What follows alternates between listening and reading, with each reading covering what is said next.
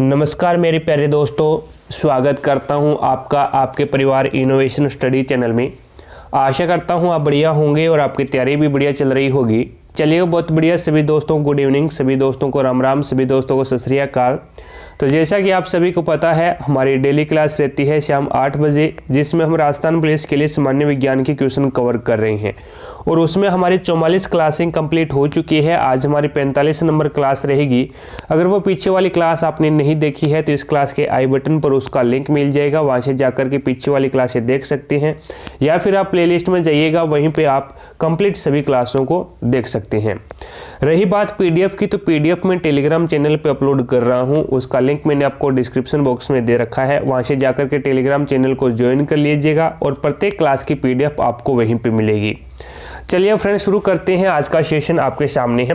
First number question देखो। अभी question है, सर्वाधिक प्रकाश संश्लेषण क्रियाकलाप कहाँ चलता है? प्रकाश के बैंगनी व नारंगी क्षेत्र में, प्रकाश के नीले और नारंगी क्षेत्र में, प्रकाश के नीले व लाल क्षेत्र में, प्रकाश के हरे व पीले क्षेत्र में। तो आपका राइट आंसर होगा प्रकाश के नीले और लाल क्षेत्र में, यानी सी ऑप्शन आपका यहाँ पे राइट आंसर होगा। प्लांट के नीले व लाल जो प्रकाश होता है उसमें सर्वाधिक प्रकाश संश्लेषण प्रदर्शित करता है, लेकिन हरा प्रकाश में प्रकाश संश्लेषण की दर है वो 0 होती है। सेकंड क्वेश्चन देखो भी आपके सामने है। क्वेश्चन है, PS1 में ऊर्जा कहाँ स्थित होती है? तो ऊर्जा है वो PS1 में P700, ए ऑप्शन आपका यहाँ पे राइट आंसर होगा। ठीक है। नेक्स्ट क्वेश्चन देखो भी आपके सामने है, PS सेकंड में ऊर्जा का अवशोषण कहाँ किया जाता है? तो ऊर्जा का जो अवशोषण किया जाता है PS सेकंड में वो किया जाता है P680, यानी सी ऑप्शन आपका यहाँ पे राइट आंसर होगा। नेक्स्ट क्वेश्चन देखो भी 4 नंबर क्वेश्चन देखो आपके सामने है, प्रकाश फॉस्फोरिलीकरण को कितने पार्टों में डिवाइड किया गया है? 3, 2, 4, 5। तो आपका राइट आंसर होगा 2 पार्टों में डिवाइड किया गया है, बी ऑप्शन आपका यहाँ पे राइट आंसर होगा। कौन कौन सा हो जाएगा? चक्रीय प्रकाश फॉस्फोरिलीकरण और अचक्रीय प्रकाश फॉस्फोरिलीकरण।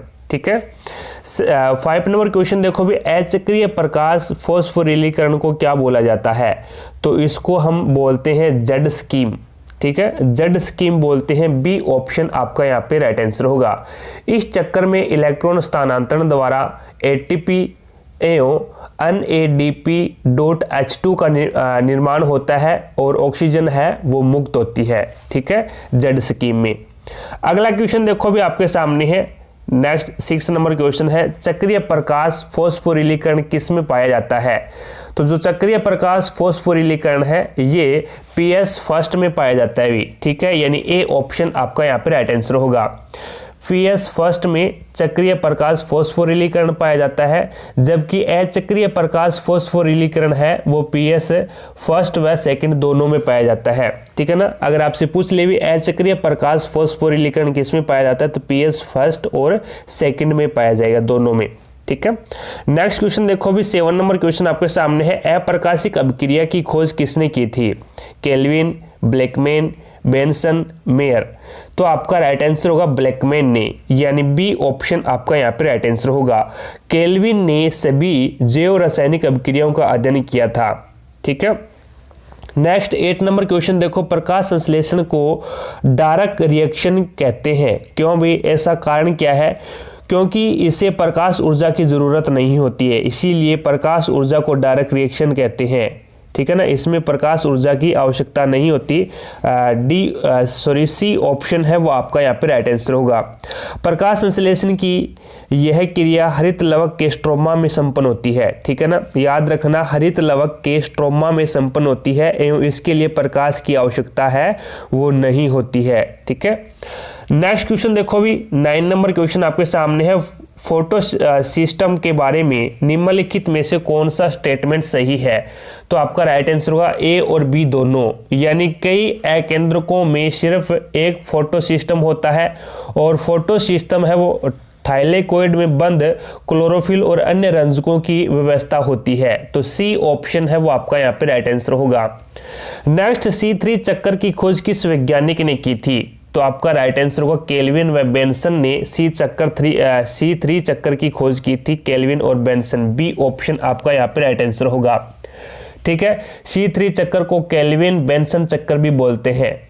और केल्विन चक्कर है वो कार्बन डाइऑक्साइड से ग्लूकोज व एक ऊर्जावान अणु का निर्माण करता है, ठीक है ना। याद रखना, केल्विन चक्कर है वो एक कार्बन डाइऑक्साइड से ग्लूकोज व एक ऊर्जावान अणु का निर्माण करेगा भी। नेक्स्ट 11 नंबर क्वेश्चन देखो भी, केल्विन चक्कर के चरण कितने होते हैं? केल्विन चक्कर का चरण कौन सा है इसमें? तो आपका राइट आंसर उपरोक्त सभी है वो केल्विन चक्कर के ही चरण है, ठीक है ना। 11 नंबर क्वेश्चन में डी ऑप्शन आपका यहाँ पे राइट आंसर होगा। नेक्स्ट क्वेश्चन देखो भी, केल्विन चक्कर में प्रथम स्थायी उत्पाद कौन सा होता है? तो आपका राइट आंसर होगा वो हो जाएगा 3-फॉस्फोग्लिसरिक अम्ल। 3-फॉस्फोग्लिसरिक अम्ल यानी ए ऑप्शन आपका यहाँ पे राइट आंसर होगा। केल्विन चक्कर में प्रथम स्थायी उत्पाद 3-फॉस्फोग्लिसरिक अम्ल होता है, इसीलिए इसे C3 चक्कर कहा जाता है, ठीक है। नेक्स्ट क्वेश्चन देखो भी, 13 नंबर क्वेश्चन आपके सामने है। C4 चक्कर में प्रथम स्थायी उत्पाद कौन सा होता है? तो आपका राइट आंसर होगा ऑक्सेलो एसिटिक अम्ल। ऑक्सेलो एसिटिक अम्ल यानी बी ऑप्शन आपका यहाँ पे राइट आंसर होगा। प्रथम स्थायी यौगिक 4 कार्बन का होने के कारण इसे C4 चक्कर बोला जाता है, ठीक है। नेक्स्ट देखो भी, C4 चक्कर का संपूर्ण परिपथ किसने खोजा था? तो आपका राइट आंसर होगा हेच व स्लेक ने। हेच व स्लेक ने C4 चक्कर का संपूर्ण परिपथ खोजा था। बी ऑप्शन आपका यहाँ पे राइट आंसर होगा, ठीक है। इससे C4 चक्कर को हेच व स्लेक चक्कर भी बोलते हैं। नेक्स्ट 15 नंबर क्वेश्चन देखो भी, क्रेसुलेशियन अम्ल उपापचय में पौधों के रंध्र कब खुलते हैं? तो आपका राइट आंसर होगा फ्रेंड्स वो हो जाएगा रात्रि के समय खुलते हैं, यानी ए ऑप्शन आपका यहाँ पे राइट आंसर होगा। इनके रंध्र रात्रि में खुलते हैं तथा दिन के समय है वो बंद रहते हैं, इसीलिए ऐसे रंध्रों को तिमिर सक्रिय रंध्र भी बोलते हैं। तिमिर सक्रिय रंध्र भी बोला जाता है। 16 नंबर क्वेश्चन देखो भी, कौन से पौधे शुष्क व गर्म वातावरण में जीवित रह जाते हैं? तो आपका राइट आंसर होगा शुष्क और गर्म वातावरण में CAM यानी सी ऑप्शन आपका यहाँ पे राइट आंसर होगा। CAM पौधों को C2 पौधे भी बोला जाता है, ठीक है ना। C2 पौधे भी बोलते हैं, जैसे कि नागफनी है, घिकवार है, ये CAM पौधों में आते हैं जिसे C2 पौधे भी बोलते हैं। 17 नंबर क्वेश्चन देखो भी, वायुमंडल में कार्बन डाइऑक्साइड की सांद्रता कितने प्रतिशत पाई जाती है? तो आपका राइट आंसर होगा 0.03%। ए ऑप्शन आपका यहाँ पे राइट आंसर होगा। वायुमंडल में जैसे जैसे कार्बन डाइऑक्साइड की मात्रा बढ़ती है वैसे वैसे ही प्रकाश संश्लेषण की दर भी बढ़ती है। 18 नंबर क्वेश्चन देखो भी, निम्न में से क्रेज आंतरिकी पाई जाती है? तो ये C4 पादपों में पाई जाती है, यानी ए ऑप्शन आपका यहाँ पे राइट आंसर होगा। नेक्स्ट 19 नंबर क्वेश्चन देखो भी, प्रकाश संश्लेषण की इकाई क्या है? तो प्रकाश संश्लेषण की इकाई है वो क्वांटासोम हो जाएगी, यानी सी ऑप्शन आपका यहाँ पे राइट आंसर होगा। नेक्स्ट देखो भी, प्रकाश संश्लेषण में कार्बन डाइऑक्साइड के एक अणु के अपचयन में कितने ATP बनते हैं? तो एक अणु के जो अपचयन में ATP की संख्या है वो 3 ATP हो जाएगी, यानी बी ऑप्शन आपका यहाँ पे राइट आंसर होगा, ठीक है। प्रकाश संश्लेषण में कार्बन डाइऑक्साइड के एक अणु के अपचयन में 4 इलेक्ट्रॉनों का स्थानांतरण व 8 प्रोटॉनों की आवश्यकता होती है, याद रखना, जिसमें 2 ATP व 2 ही NADP.H2 बनते हैं। It's okay. नेक्स्ट क्वेश्चन देखो भी, 21 नंबर क्वेश्चन आपके सामने है। प्रकाशिक अभिक्रिया में कितने प्रकार के प्रकाश तंत्र होते हैं? तो प्रकाशिक अभिक्रिया में 2 प्रकार के प्रकाश तंत्र होते हैं, प्रकाश तंत्र फर्स्ट और प्रकाश तंत्र सेकंड। फोटो सिस्टम फर्स्ट, जिसे हम PS फर्स्ट बोलते हैं, ठीक है। PS यानी फोटो सिस्टम फर्स्ट और PS सेकंड यानी फोटो सिस्टम सेकंड। तो ए ऑप्शन आपका यहाँ पे राइट आंसर होगा। अगला क्वेश्चन देखो भी, C3 चक्कर में कार्बन डाइऑक्साइड का प्रथम ग्राही बताना आपको कौन सा है? तो आपका राइट आंसर होगा वो हो जाएगा RUBP, ठीक है। ए ऑप्शन आपका यहाँ पे राइट आंसर होगा। नेक्स्ट क्वेश्चन देखो भी 23 नंबर क्वेश्चन आपके सामने है, C4 चक्कर में कार्बन डाइऑक्साइड का प्रथम ग्राही कौन सा है? तो आपका राइट आंसर होगा वो हो जाएगा PEP, यानी ए ऑप्शन आपका यहाँ पे राइट आंसर होगा। नेक्स्ट 24 नंबर क्वेश्चन देखो आपके सामने है, C3 चक्कर में प्रकाश शोषण होता है। तो प्रकाश शोषण है वो उपस्थित होता है, प्रेजेंट होता है, यानी बी ऑप्शन आपका यहाँ पे राइट आंसर होगा।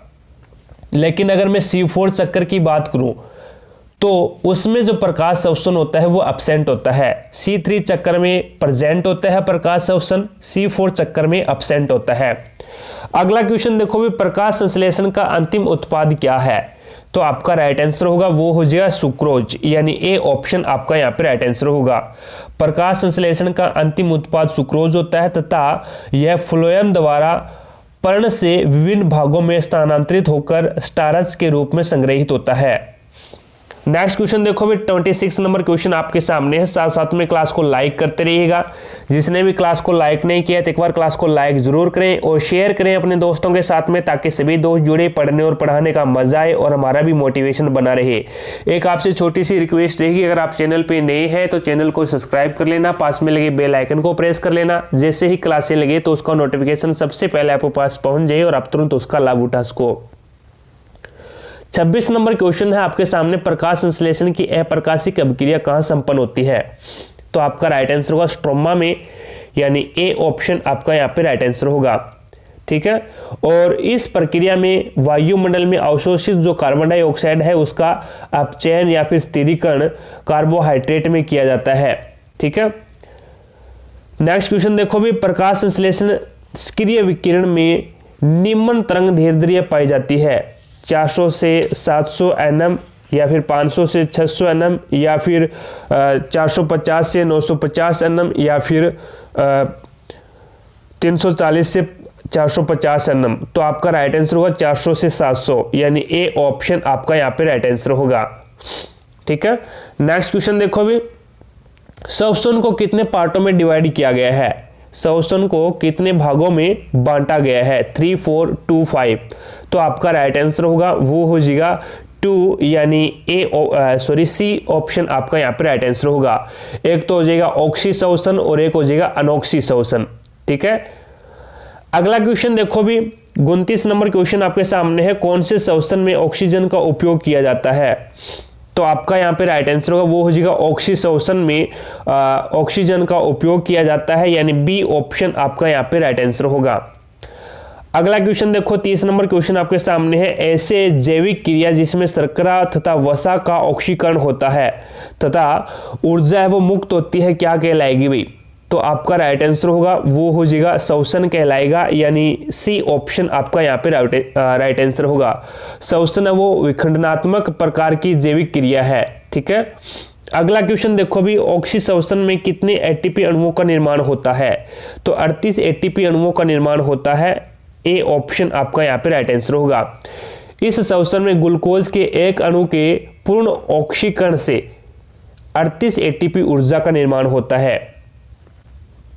32 नंबर क्वेश्चन देखो भी, अनोक्सी शोषण में कितने एटीपी अणुओं का निर्माण होता है? तो आपका राइट आंसर होगा 2 एटीपी अणुओं का निर्माण होता है अनोक्सी शोषण में, सी ऑप्शन आपका यहाँ पे राइट आंसर होगा। अनोक्सी शोषण में ग्लूकोज का पूर्ण ऑक्सीकरण नहीं होता, तो केवल और केवल 2 ही एटीपी अणुओं का निर्माण होता है।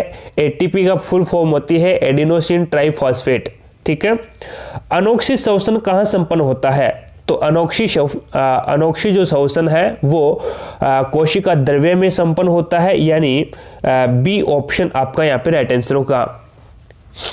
नेक्स्ट 34 नंबर क्वेश्चन पे लेके चलता हूं, अनोक्सी शोषण में अंतिम उत्पाद होता है। तो अंतिम उत्पाद आपका राइट आंसर होगा इथाइल अल्कोहल, यानी सी ऑप्शन आपका यहाँ पे राइट आंसर होगा। अनोक्सी शोषण ऑक्सीजन का उपयोग नहीं किया जाता। ठीक है, और इसमें जो कार्बनिक पदार्थों हैं, कार्बनिक जो पदार्थ होते हैं उसका पूर्ण ऑक्सीकरण नहीं हो पाता, और इसमें अल्कोहल और कार्बन डाइऑक्साइड का निर्माण होता है। अगला क्वेश्चन देखो भाई 35 नंबर क्वेश्चन आपके सामने है। क्वेश्चन है, ऑक्सी शोषण का अंतिम उत्पाद होता है। तो आपका राइट आंसर होगा वो हो जाएगा कार्बन डाइऑक्साइड और जल, यानी बी ऑप्शन आपका यहाँ पे राइट आंसर होगा। 36 नंबर क्वेश्चन देखो भी आपके सामने है, ऑक्सी शोषण संपन्न होती है तो आपका राइट आंसर होगा ऑक्सी संवहन है वो कोशिका द्रव्य में और माइटोकॉन्ड्रिया में संपन्न होती है, यानी ए और बी दोनों, सी ऑप्शन आपका यहाँ पे राइट आंसर होगा। 37 नंबर क्वेश्चन देखो भी आपके सामने है। क्वेश्चन है माइटोकॉन्ड्रिया की अंतः अवकाश में उभार होते हैं और इन उभारों को क्या बोला जाता है? तो आपका राइट आंसर होगा क्रिस्टी के नाम से जानते हैं, यानी बी ऑप्शन आपका यहाँ पे राइट आंसर होगा। इसकी जो बाह्य कला है वो समतल, जबकि अंतः कला कई अनियमित अंतःवलनों या फिर उभारों के रूप में माइटोकॉन्ड्रिया की अंतः अवकाश में फैली रहती है और इन उभारों को ही हम क्या बोलेंगे? क्रिस्टी बोलेंगे। 39 नंबर क्वेश्चन है श्वसन मापन यंत्र कहलाता है। तो श्वसन मापन यंत्र है वो रेस्पिरोमीटर कहलाता है, ठीक है, यानी डी ऑप्शन आपका यहाँ पे राइट आंसर होगा।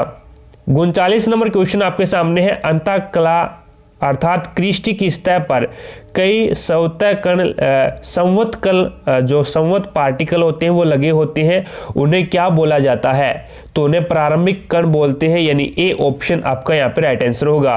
और प्रारंभिक कणों को हम ऑक्सीसोम्स या फिर F1 कण भी बोलते हैं और इन्हीं कणों से क्या है? इलेक्ट्रॉनों का परिवहन होता है जिससे एटीपी का निर्माण होता है।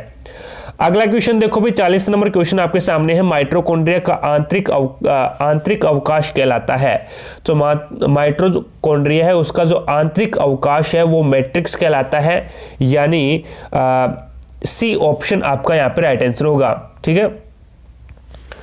अगला क्वेश्चन देखो भी नेक्स्ट 41 नंबर क्वेश्चन आपके सामने है ऑक्सीसोम्स को कितने भागों में बांटा गया है? तो ऑक्सीसोम्स को हमने दो पार्टों में डिवाइड किया है जिसे ग्लाइकोलाइसिस और क्रेब्स चक्कर के नाम से जानते हैं, ठीक है। तो ए ऑप्शन आपका यहाँ पे राइट आंसर होगा। ग्लाइकोलाइसिस की क्रिया किसमें संपन्न होती है? तो ग्लाइकोलाइसिस की क्रिया है वो कोशिका द्रव्य में संपन्न होती है, यानी सी ऑप्शन आपका यहाँ पे राइट आंसर होगा। ग्लाइकोलाइसिस की व्युत्पत्ति है वो ग्रीक शब्द ग्लाइकोज, ठीक है।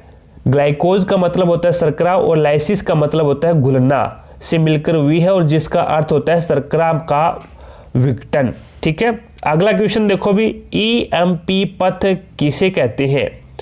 तो ईएमपी जो पथ होता है, पाथ होता है, वो ग्लाइकोलाइसिस चक्कर को बोला जाता है, ठीक है। ए ऑप्शन आपका यहाँ पे राइट आंसर होगा।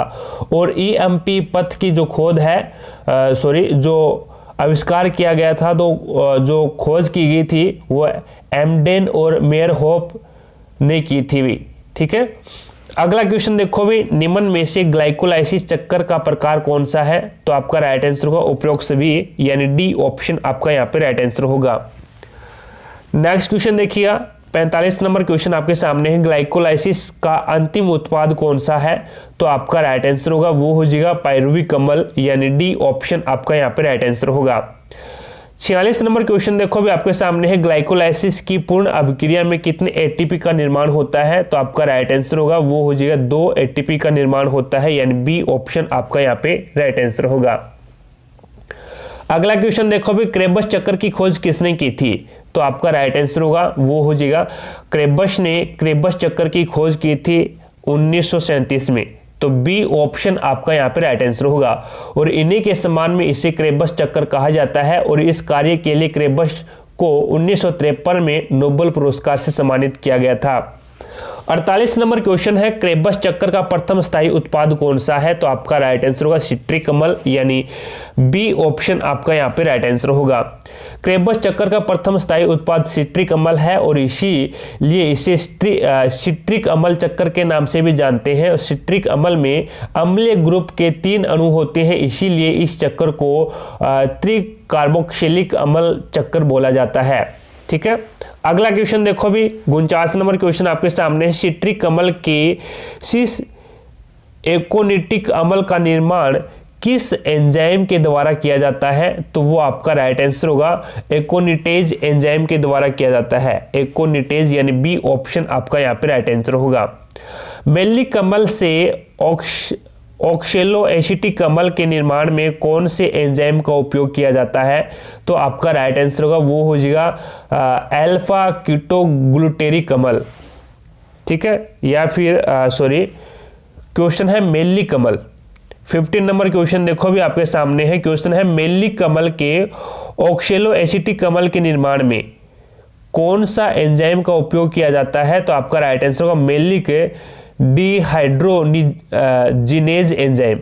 मेलिक डिहाइड्रोजिनेज एंजाइम का उपयोग किया जाता है। ए ऑप्शन आपका यहाँ पे राइट आंसर होगा।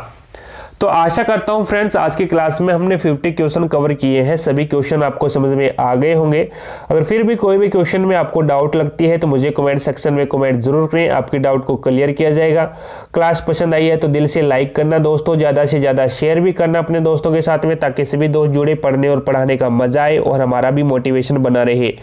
चैनल पे नए हैं तो चैनल को सब्सक्राइब कर लेना, पास में लगे बेल आइकन को प्रेस कर लेना, जैसे ही क्लासें लगे तो उसका नोटिफिकेशन सबसे पहले आपके पास पहुंच जाए और आप तुरंत उसका लाभ उठा सको। तो आज की क्लास में इतना ही फ्रेंड्स, मिलेंगे हम नेक्स्ट क्लास में, तब तक के लिए जय हिंद, जय भारत।